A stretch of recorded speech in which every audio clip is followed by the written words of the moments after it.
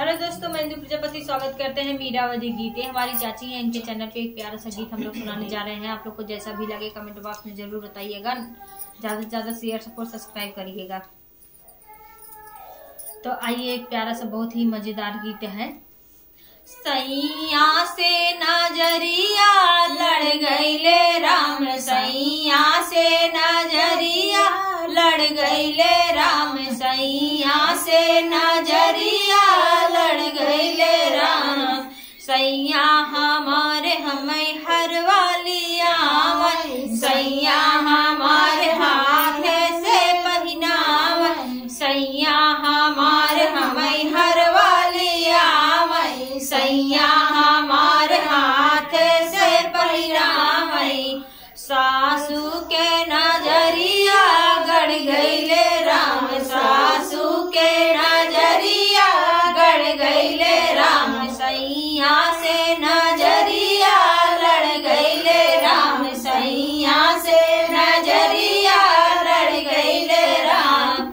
सैया हमारे हमें सड़िया लिया, वही सैया हमारे हमें सड़िया लिया, वही सैया हमारे हाथ से पहनावई, सैया हमारे हाथ से पहनावई।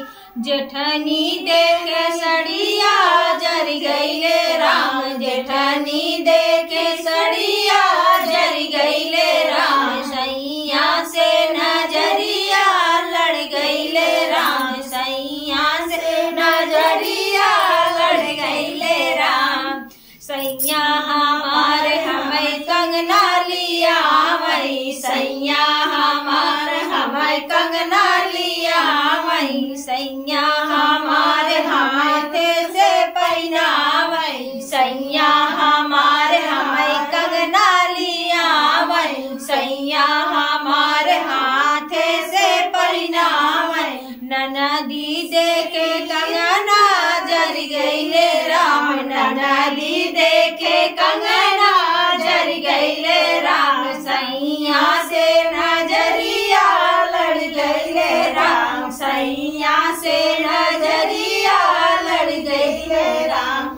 फूला ही चुनी चुनी से जल लगावई, फूला ही चुनी चुनी से जल लगावई। सैया हमारे सजिया पे सोआवई, सैया हमारे सजिया पे सोआवई। सवातीन देखे सजिया जर गईले राम, सवातीन देखे सजिया जर गईले राम, सैया से नजरिया लड़ गईले राम, सैया से नजरिया लड़ गईले राम। तो दोस्तों, गीत कैसा लगा कमेंट बॉक्स में आप लोग जरूर बताइएगा।